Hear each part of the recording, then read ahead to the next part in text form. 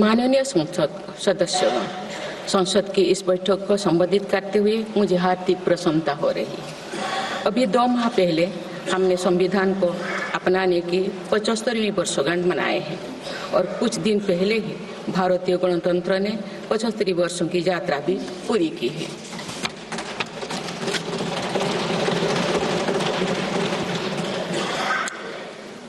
ये अवसर लोकतंत्र की जननी के रूप में भारत के गौरव को नई ऊंचाई देगा। मैं सभी देशवासियों की तरफ से बाबा साहेब आम्बेडकर समेत सभी संविधान निर्माताओं को नमन करती हूँ। माननीय सदस्यगण, इस समय देश में महाकुंभ का ऐतिहासिक पर्व भी चल रहा है। महाकुंभ भारत की सांस्कृतिक परंपरा का, भारत की सामाजिक चेतना का पर्व है। देश और दुनिया से आए करोड़ों श्रद्धालु प्रयागराज में पूर्ण स्नान कर चुके हैं। मैं मोनो अमावस्या के दिन हुई हादसे पर अपना दुख व्यक्त करती हूँ। घायलों के शीघ्र स्वस्थ होने की कामना करती हूँ। कुछ दिन पहले ही हमने देश के पूर्व प्रधानमंत्री डॉक्टर मनमोहन सिंह जी को खोए हैं। मनमोहन सिंह जी ने 10 वर्ष तक प्रधानमंत्री के रूप में देश की सेवा की। वे लंबे समय तक संसद के सदस्य भी रहे। मैं मनमोहन सिंह जी को भावभीनी श्रद्धांजलि अर्पित करती हूँ। माननीय सदस्यगण, भारत की विकास यात्रा की इस अमृतकाल को आज मेरी सरकार अभूतपूर्व उपलब्धियों के माध्यम से नई ऊर्जा दे रही है। तीसरे कार्यकाल में 3 गुना तेज गति से काम हो रहा है। आज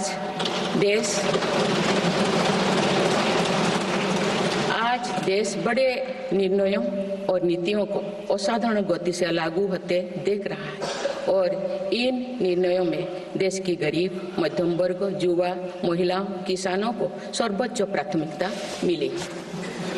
मेरी सरकार ने तीसरे कार्यकाल में सभी के लिए आवास के उद्देश्य की पूर्ति के लिए ठोस कदम उठाए हैं। प्रधानमंत्री आवास योजना का विस्तार करते हुए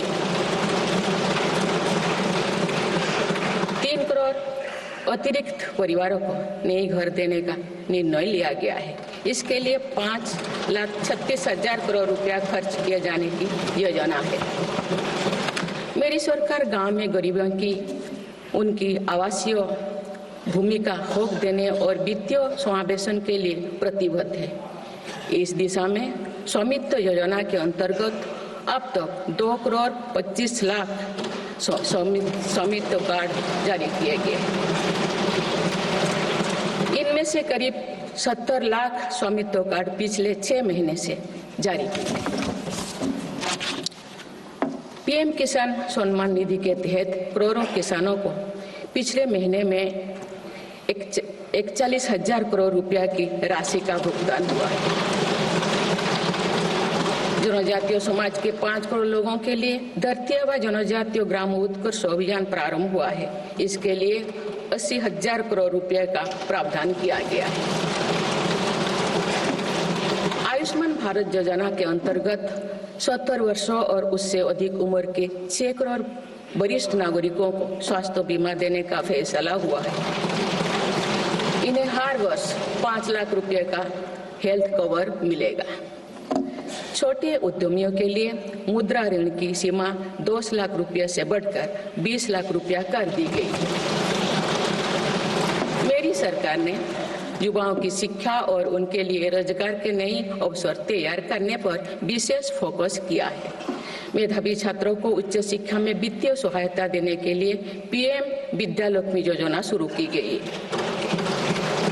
1 करोड़ युवाओं को शीर्ष 500 कंपनियों में इंटर्नशिप के अवसर भी दिए जाएंगे।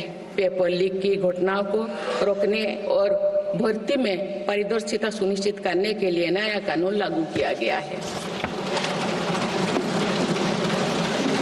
सहकार से समृद्धि की भावना पर चलते हुए सरकार ने त्रिभुवन सहकारी यूनिवर्सिटी की स्थापना को प्रस्ताव स्वीकृत किया है। सरकार ने प्रधानमंत्री ग्राम सड़क योजना के 4थे चरण में 25,000 बस्तियों को जोड़ने के लिए 70,000 करोड़ रुपया स्वीकृत किए।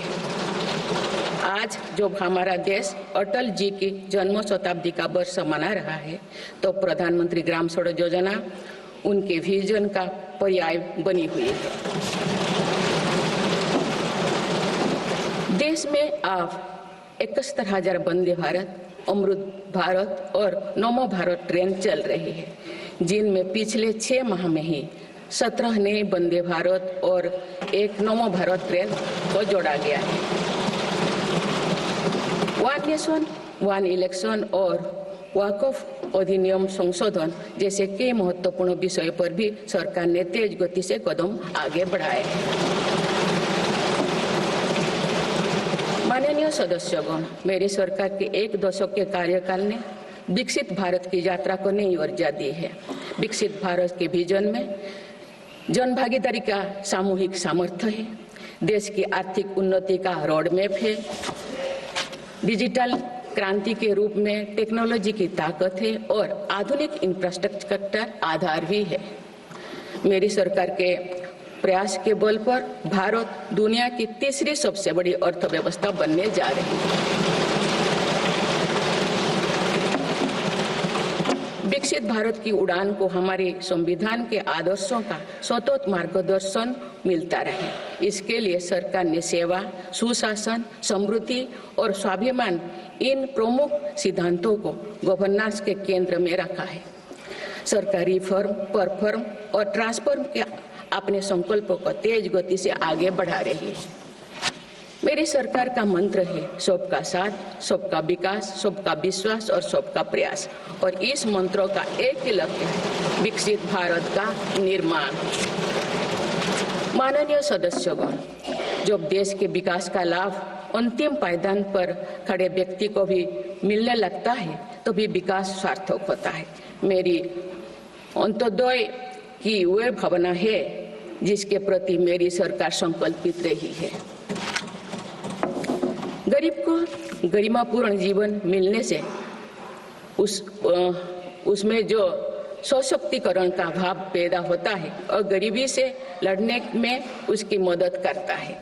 स्वच्छ भारत अभियान के तहत बने 12 करोड़ शौचालय, प्रधानमंत्री उज्ज्वला योजना के तहत निःशुल्क दिए गए 10 करोड़ गैस कनेक्शन, 80 करोड़ जरूरतमंदों का राशन, सौभाग्य योजना, जल जीवन मिशन जैसे अनेक योजनाओं में गरीब को ये भरोसा दिया गया है कि वे सम्मान के साथ जी सकते हैं।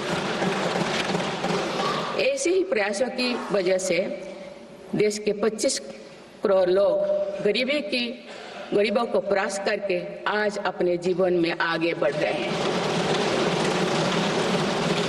इन्होंने न्यू मिडिल क्लास का एक ऐसा समूह तैयार किया है जो भारत की ग्रोथ को नई ऊर्जा से भर रहा है। माननीय सदस्यगण, भारत जैसे देश की आर्थिक उन्नति मध्यम वर्ग, मिडिल क्लास की आकांक्षाओं और उनकी पूर्ति से परिभाषित होती है। मध्यम वर्ग जितने बड़े सपने देखेगा, देश उतने ही ऊंचा उड़ान भरेगा।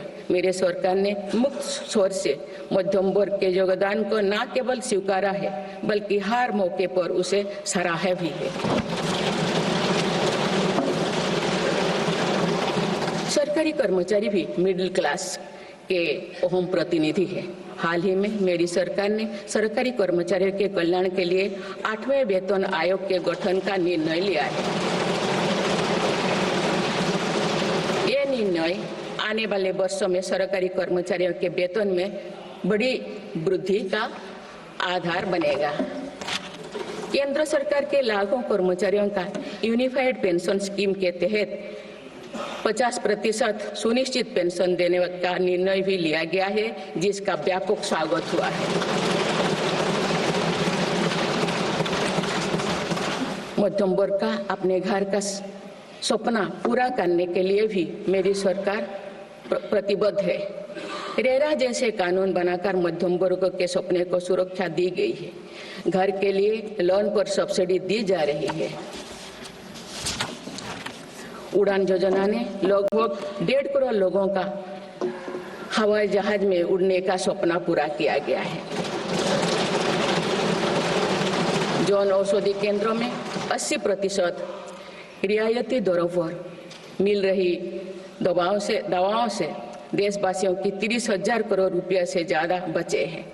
हर विषय की पढ़ाई के लिए सीटों की संख्या में भी कई गुना बढ़ोतरी का बहुत लाभ मध्यम वर्ग को मिला है। राष्ट्र निर्माण में करदाता के योगदान को मेरी सरकार ने सम्मान देते हुए टैक्स से जुड़े मसलों को आसान किया है। टैक्स विवादों को कम करने के लिए फेसलेस मूल्यांकन की शुरुआत कर पारदर्शिता बढ़ाई गई है। आप देश में 75 वर्ष से अधिक उम्र के वरिष्ठ नागरिकों को जिन्हें सिर्फ पेंशन मिलती है, आयकर रिटर्न दाखिल करने के संबंध में स्वयं निर्णय लेने का अधिकार दिया गया है। माननीय सदस्यगण, मेरी सरकार महिलाओं के नेतृत्व में देश को सशक्त बनाने में यानी ह्यूमन लेड डेवलपमेंट में विश्वास करती है। नारी शक्ति बंधन अधिनियम के द्वारा लोकसभा और विधानसभा में महिलाओं के लिए आरक्षण इस दिशा में एक महत्वपूर्ण कदम है। राष्ट्रीय ग्रामीण आजीविका मिशन के तहत 91 लाख से अधिक स्वयं सहायता समूहों को सशक्त किया जा रहा है।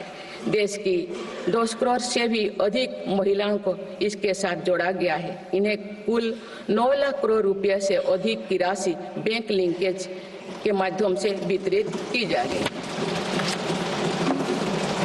मेरी सरकार का लक्ष्य देश में 3 करोड़ लखपति दीदी बनाने का है। आज 1 करोड़ 15 लाख से भी अधिक लखपति दीदी एक गरिमामयी जीवन जी रहे हैं। इनमें से लगभग 50 लाख लखपति दीदी बीते 6 महीने में बनी हैं। ये महिलाएं एक उद्यमी एक के रूप में अपने परिवार के आय में योगदान दे रहे हैं। इंश्योरेंस फॉर ऑल की भावना के साथ कुछ महीने पूर्व ही बीमा सखी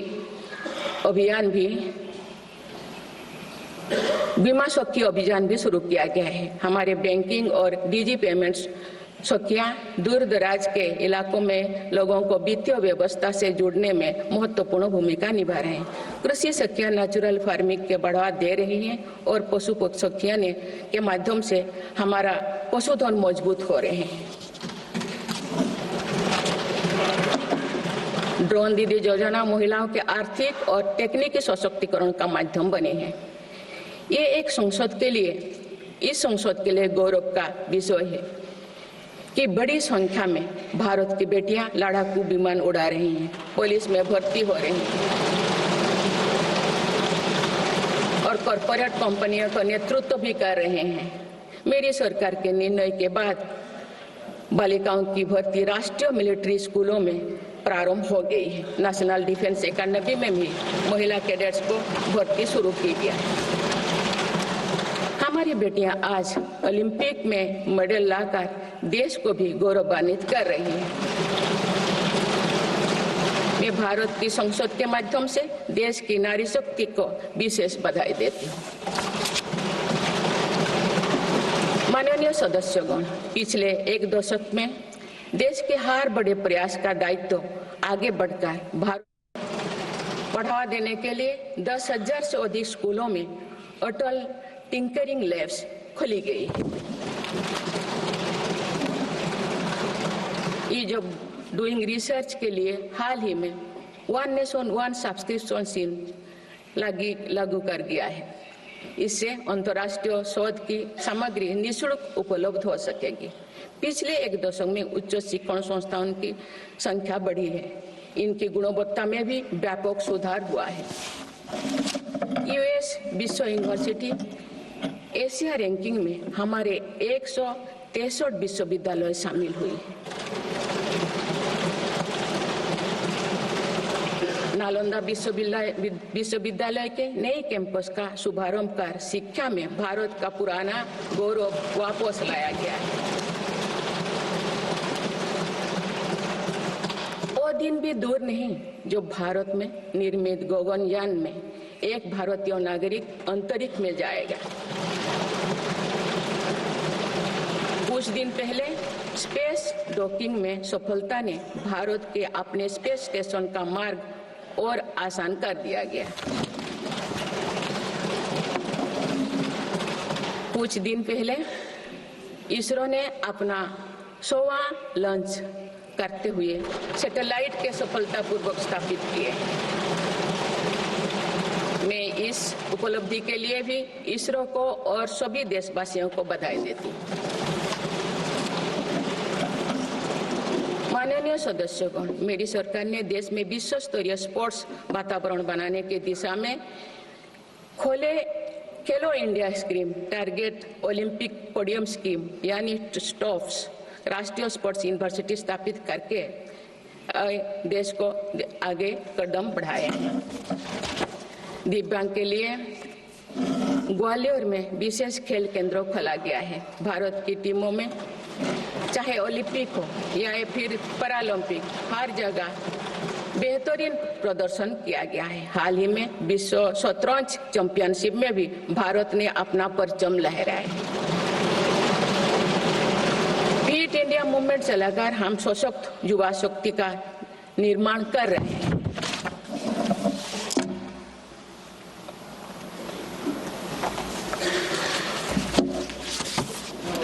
माननीय सदस्यगण, विकसित भारत के निर्माण में किसान, जवान और विज्ञान के साथ ही अनुसंधान का बहुत बड़ा महत्व है। हमारा लक्ष्य भारत को ग्लोबल इनोवेशन पावर हाउस बनाना है। देश के शिक्षण संस्थानों में अनुसंधान को बढ़ावा देने के लिए 50,000 करोड़ रुपया की लागत से अनुसंधान नेशनल रिसर्च फाउंडेशन स्थापित किया गया है। 10,000 करोड़ रुपया के लागत से विज्ञान धारा योजना के तहत विज्ञान एवं प्रौद्योगिकी में इनोवेशन को बढ़ावा दिया जा रहा है। आर्टिफिशियल इंटेलिजेंस के क्षेत्र में भारत के योगदान को आगे बढ़ाते हुए इंडिया एआई मिशन प्रारंभ किया गया है। राष्ट्रीय क्वांटम मिशन से भारत इस फ्रंटियर टेक्नोलॉजी में दुनिया के अग्रणी देशों की पंक्ति में स्थान बना सकेगा। मेरी सरकार देश में बायो मैन्युफैक्चरिंग को बढ़ावा देने के उद्देश्य से बायो ई-ट्री पॉलिसी लाई है। ये पॉलिसी भविष्य की औद्योगिक क्रांति का सूत्रधार होगा। बायो इकोनॉमी का उद्देश्य प्राकृतिक संसाधनों का कुशल उपयोग करना है, जिससे पर्यावरण को संरक्षित करते हुए रोजगार के नए अवसर पैदा होगा। माननीय सदस्यगण, मेरी सरकार ने अर्थव्यवस्था को पॉलिसी पैरालिसिस जैसे परिस्थितियों से उबरने के लिए मजबूत इच्छा शक्ति के साथ काम किया है। कोविड और उसके बाद के हालात एवं युद्ध जैसी वैश्विक चिंताओं के बावजूद भारतीय अर्थव्यवस्था ने जो स्थायित्व एवं रेजिलियंस दिखाया है, वो उसके सशक्त होने का प्रमाण है। मेरी सरकार ने ईज ऑफ डूइंग बिजनेस को बढ़ावा देने के लिए कई महत्वपूर्ण कदम उठाए हैं। वन नेशन वन टैक्स की भावना के तहत जीएसटी को व्यवस्था लागू की गई है, जिसका फायदा सभी राज्यों को मिल रहा है। मेक इन इंडिया जैसी नीतियों के कारण आप बड़े ग्लोबल ब्रांड को प्रोडक्ट पर भी मेड इन इंडिया के लेवल्स देखने लगे हैं। माननीय सदस्यगण, भारत के छोटे व्यापारी गांव से लेकर शहरों तक हर जगह आर्थिक प्रगति को गति देते हैं। मेरी सरकार छोटे उद्यमियों को अर्थव्यवस्था की रीढ़ मानते हुए उन्हें स्वरोजगार के नए अवसर दे रही है। एमएसएमई के लिए क्रेडिट गारंटी स्कीम और ई कॉमर्स एक्सपोर्ट हब्स सभी प्रकार के उद्योगों को बढ़ावा दे रही है। तीसरी कार्यकाल में मेरी सरकार द्वारा मुद्रा ऋण की सीमा को 10 लाख रुपया से बढ़ाकर 20 लाख रुपया करने का लाभ करोड़ों छोटे उद्यमियों को हुआ। मेरी सरकार ने क्रेडिट एक्सेस को आसान बनाया है। इससे वित्तीय सेवाओं की लोकतांत्रिक बनाया जा सका है। आज लोन, क्रेडिट कार्ड, बीमा जैसे प्रोडक्ट सबके लिए आसानी से सुलभ हो रही है। दशकों तो हमारे देश के रेहड़ी फैक्ट्री पर दुकान लगाकर आजीविका चलाने वाले भाई बहन बैंकिंग व्यवस्था से बाहर रहे। आज उन्हें पीएम स्वनिधि योजना का लाभ मिल रहा है। Digital transaction record digital transaction record के आधार पर उनको बिजनेस बढ़ाने के लिए और लोन मिलता है। ONDC की व्यवस्था ने डिजिटल कॉमर्स यानी ऑनलाइन शॉपिंग की व्यवस्था को समावेशी बनाया है। आज देश में छोटे बिजनेस को भी आगे बढ़ाने का समान अवसर मिल रहा है। माननीय सदस्यगण, मेरी सरकार ने 10 वर्षों में प्रगति के जो नए अध्याय लिखे हैं, उनमें से एक स्वर्णिम सोपान भारत को डिजिटल क्रांति का भी है। आज भारत टेक्नोलॉजी के फील्ड में एक प्रमुख ग्लोबल प्लेयर के रूप में अपनी उपस्थिति दर्ज करवा रहा है। दुनिया के बड़े देशों के साथ ही भारत में 5G सर्विसेज की शुरुआत इसका एक बड़ा उदाहरण है। भारत की UPI टेक्नोलॉजी की सफलता से दुनिया के कई विकसित देश भी प्रभावित हैं। आज 50% से ज्यादा real time digital transaction Bharat में हो रहा है। मेरी सरकार ने डिजिटल टेक्नोलॉजी को सामाजिक न्याय और समानता के एक टूल के तौर पर इस्तेमाल किया है। डिजिटल पेमेंट कुछ लोगों या कुछ वर्गों तक सीमित नहीं है। भारत में छोटे से छोटा दुकानदार भी इस सुविधा का लाभ उठा रहे हैं। गांव में भी बैंकिंग सेवाएं और UPI जैसे वर्ल्ड क्लास टेक्नोलॉजी उपलब्ध है। भारत में पिछले 10 साल में बने 5 लाख से ज्यादा कॉमन सर्विस सेंटर्स सरकार की दर्जनों सुविधाएं ऑनलाइन उपलब्ध कराए जा रहे हैं। मेरी सरकार ने लोगों के जीवन पर सरकार का प्रभाव कम करने के लिए ई-गवर्नेंस को महत्व दिया है। डिजी लॉकर्स की व्यवस्था ने लोगों को कभी भी कहीं भी अपने महत्वपूर्ण डॉक्यूमेंट्स पाने और दिखाने की सुविधा दी गई। तेजी से डिजिटाइज होते हमारे समाज में आज राष्ट्रीय सुरक्षा से जुड़ा एक और महत्वपूर्ण विषय साइबर सिक्योरिटी है। डिजिटल फ्रॉड, साइबर क्राइम और डीप फेक जैसे टेक्नोलॉजी सामाजिक, आर्थिक और राष्ट्रीय सुरक्षा के लिए चुनौती भी बनी है। इन साइबर क्राइम को नियंत्रित करने के लिए कई कदम उठाए गए हैं। साइबर सुरक्षा के क्षेत्र में भी युवाओं के लिए रोजगार की संभावनाएं हैं। मेरी सरकार साइबर सिक्योरिटी में दक्षता सुनिश्चित करने दिशा में निरंतर कार्यरत है। इसके फलस्वरूप भारत ने ग्लोबल साइबर सिक्योरिटी इंडेक्स में Tier 1 स्टेटस प्राप्त कर लिया है।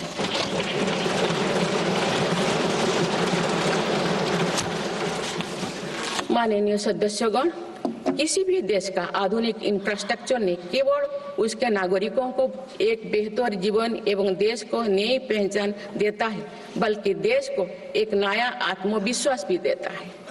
बीते दशक में भारत ने वर्ल्ड क्लास इंफ्रास्ट्रक्चर निर्माण के कई माइलस्टोन तय किए हैं। इस आधुनिक इंफ्रास्ट्रक्चर से दुनिया में भारत की छवि मजबूत हुई है। इन्वेस्टर्स का भारत के प्रति भरोसा बढ़ा है, उपयोग को बल मिला है और नए रोजगार का निर्माण हो रहा है। मेरी सरकार देश के हर हिस्से को हाईवे, एक्सप्रेसवे से कनेक्ट करने के लिए मिशन मोड में काम कर रही है। PM गति शक्ति नेशनल मास्टर प्लान के द्वारा परियोजना पर पूरा करने की गति तेज हुई है। 2 साल पहले बुनियादी ढांचे का बजट लगभग 2 लाख करोड़ रुपया था, जो पिछले बजट में बढ़कर 11 लाख करोड़ रुपया से अधिक हो गया।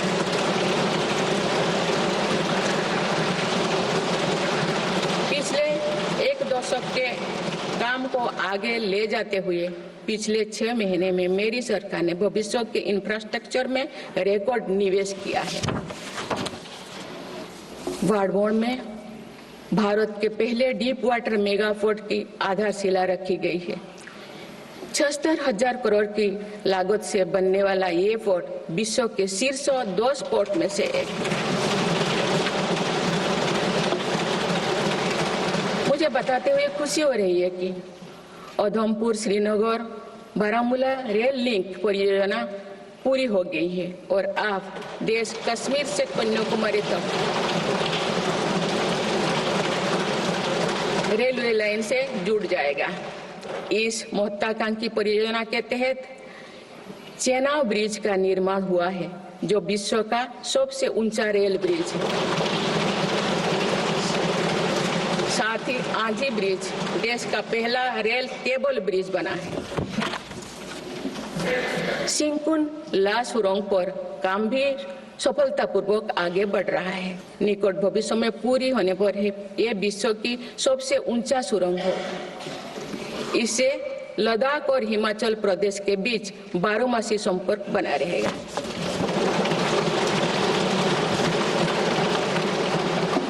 भारत का एविएशन सेक्टर तेजी से विकास कर रहा है।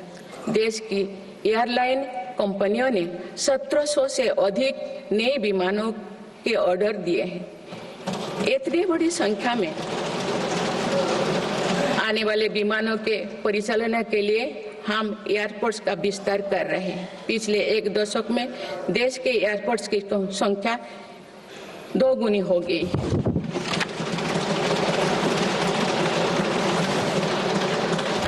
माननीय सदस्यगण, विकसित भारत को गति देने के लिए हमारे शहरों को फ्यूचर रेडी बनाना आवश्यक है। इस दिशा में मेरी सरकार ने शहरी सुविधाओं का आधुनिकीकरण कर उन्हें एनर्जी एफिशिएंट बनाने पर जोर दिया है। साथ ही नए शहर के विकास के भी नींव रखी जा रही है। मेरी सरकार ने लगभग 28,000 करोड़ रुपया के निवेश से देश भर में 12 इंडस्ट्रियल नोड और शहरों के पास 100 औद्योगिक पार्क बनाने का भी निर्णय लिया है।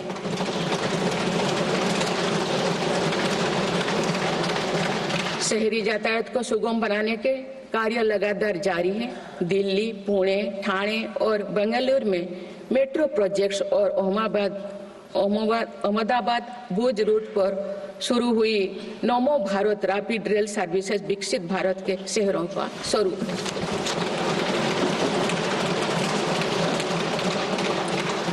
कुछ सप्ताह पूर्व ही दिल्ली में रिठारा नरेला कुंडली कॉरिडोर का काम शुरू हुआ है, जो दिल्ली मेट्रो नेटवर्क के बड़े सेक्शन में से एक होगा। मेरी सरकार के निरंतर प्रयास से दिल्ली में मेट्रो टूर लगातार बढ़ रहा है।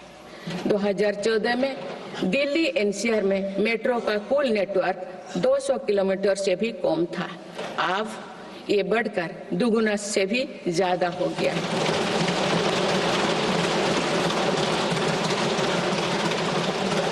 मुझे ये बताते हुए बेहद प्रसन्नता हो रही है कि भारत का मेट्रो नेटवर्क अब 1000 किलोमीटर के माइलस्टोन को पार कर चुका है। भारत अब मेट्रो नेटवर्क के मामले में दुनिया का तीसरा सबसे बड़ा देश बन गया है। लगभग 8,000 करोड़ रुपया के खर्च से देश में 52,000 इलेक्ट्रिक बस चलाने का भी निर्णय हुआ है। इससे शहरी इलाका में सुगम और स्वच्छ यातायात की सुविधा मिलेगी और अनेक लोगों को रोजगार भी मिलेगा। आसान कनेक्टिविटी और अर्बन टूरिज्म को बढ़ावा देने के लिए देश में 15 रोपवे प्रोजेक्ट्स की योजना पर भी काम हो रहा है। माननीय सदस्यगण, मेरी सरकार बहुआयामी एवं समरस सर्वस्पर्शी विकास की नीतियों पर काम करती आई है। इसीलिए मेरी सरकार ने जितना बल फिजिकल इंफ्रास्ट्रक्चर पर दिया है, उतने ही सौगन प्रयास सोशल इंफ्रास्ट्रक्चर क्रांति के लिए भी किए हैं। समाज के हर वर्ग तक सस्ती, सुलभ और गुणवत्तापूर्ण स्वास्थ्य सेवाएं पहुंचे, ये मेरी सरकार की प्राथमिकता है।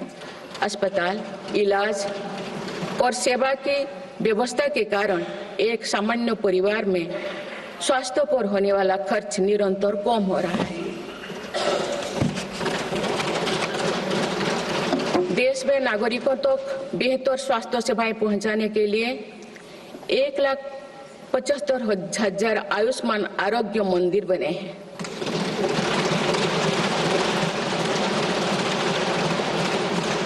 देश में कैंसर मरीजों की बढ़ती संख्या और इलाज में होने वाले खर्च को देखते हुए अनेक कैंसर दवाओं को कस्टम ड्यूटी में से मुक्त कर दिया गया है।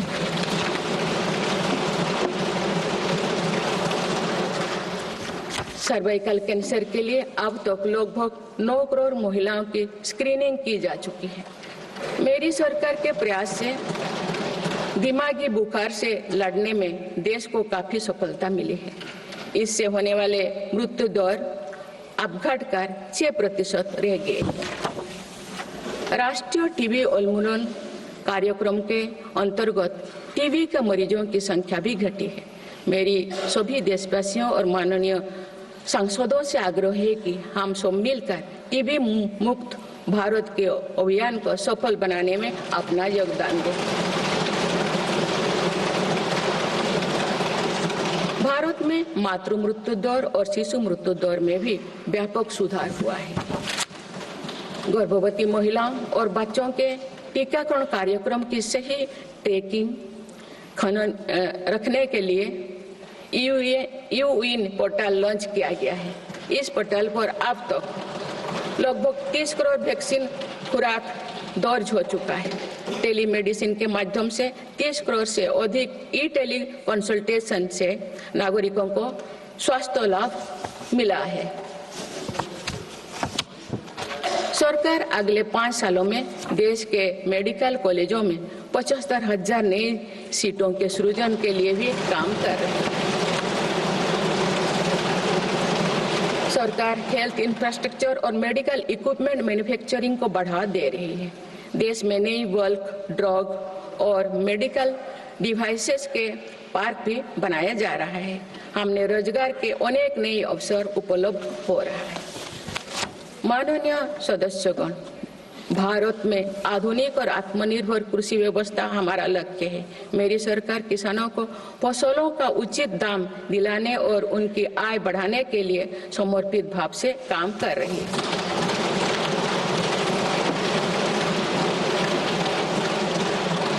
वर्ष 2023-24 में रिकॉर्ड 332 मिलियन टन अनाज उत्पादन हुआ है और आज भारत विश्व का सबसे बड़ा दूध, दाल और मसालों का उत्पादक है। सरकार ने खरीफ और रबी फसलों के एमएसपी में निरंतर बढ़ोतरी की है। पिछले 10 दशक में धान, गेहूं, दलहन, तिलहन और मोटे अनाज की खरीद पर 3 गुना ज्यादा राशि खर्च की गई है। पिछले 6 महीने में फसलों की जलवायु अनुकूल, बायो फोर्टिफाइड और अच्छी उपज देने वाले 109 उन्नत प्रजातियां किसानों को सौंपी गई है। देश में कृषि इंफ्रास्ट्रक्चर को सुदृढ़ करने के लिए सरकार ने कृषि इंफ्रास्ट्रक्चर फंड योजना के दायरे का विस्तार किया है। इससे ग्रामीण क्षेत्र में रोजगार को और बढ़ावा मिलेगा। देश में तिलहन उत्पादन को बढ़ावा देने और खाद्य तेलों में आत्मनिर्भरता प्राप्त करने के उद्देश्य से national mission on oil seeds को स्वीकृति दी गई है। प्राकृतिक खेती को बढ़ावा देने के लिए भी राष्ट्रीय मिशन चलाया जा रहा है। इस वर्ष की शुरुआत में ही किसानों को सस्ती दरों में डीएपी की उपलब्धता सुनिश्चित करने के लिए विशेष पैकेज की अवधि की बढ़ाया गया है। मत्स्य पालन को बढ़ावा देने के लिए 11 एकीकृत एक्वा पार्क की स्थापना की गई है। माननीय सदस्यगण, कुछ सप्ताह पूर्व ही भारत मौसम विज्ञान विभाग के 150 साल पूरी हुई है। वेदर रेडी और क्लाइमेट स्मार्ट भारत के लिए मेरी सरकार ने 2000 करोड़ रुपए की लागत से मिशन मौसम प्रारंभ किया है, जिसका लाभ हमारे किसानों को भी मिलेगा। बाबा साहेब अम्बेडकर के विजन पर चलते हुए देश के सूखाग्रस्त इलाकों में सिंचाई और पीने के पानी उपलब्ध कराने के लिए मेरी सरकार ने 2 ऐतिहासिक रिवर इंटरलिंकिंग परियोजनाओं पर काम आगे बढ़ाया है। 40,000 करोड़ रुपये से अधिक लागत की किन बेतवा लिंक परियोजना में मध्य प्रदेश और उत्तर प्रदेश के लाखों ग्रामीणों भाई बहन का लाभ मिलेगा। संशोधित पार्वती कालीमेघी चंबल लिंक परियोजना में राजस्थान और मध्य प्रदेश में सिंचाई और पीने के पानी की आवश्यकता की पूर्ति। पोलावरम सिंचाई परियोजना को पूरा करने के लिए 12,000 करोड़ रुपया की अतिरिक्त राशि भी स्वीकृत की गई है। माननीय सदस्यगण, हमारे 8 लाख सहकारी संस्थाएं एवं उनके 19 करोड़ हितधारक सदस्य ग्रामीणों भारत के करीब 90% क्षेत्र का प्रतिनिधित्व करते हैं। बीते वर्षों में शहरी क्षेत्रों में भी सहकारी संस्थाओं का विस्तार हुआ है। सहकारी सेक्टर के आर्थिक सशक्तिकरण के लिए उठाए गए विभिन्न कदमों के फलस्वरूप रोजगार के अनेक अवसर सृजित हो गए हैं। वर्ष 2025 को अंतर्राष्ट्रीय सहकारिता वर्ष के रूप में मनाया जा रहा है, जिसमें भारत अपना महत्वपूर्ण योगदान देगा।